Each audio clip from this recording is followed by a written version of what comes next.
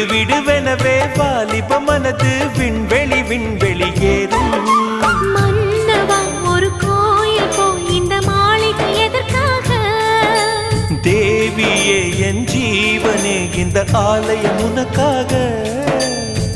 வானில் ஒரு புயல் மழை வந்தால் அழகே என்னை எங்கனம் காப்பாய். கண்ணே உன்னை என் கண்ணில் வைத்து இமைகள் எனும் கதவுகள் அடைப்பேன். சத்தியமாகுமா? நான் சத்தியம் செய்யவா? தொடு தொடுவெனவே வானவில் என்னை தூரத்தில் அழைக்கின்ற நேரம்.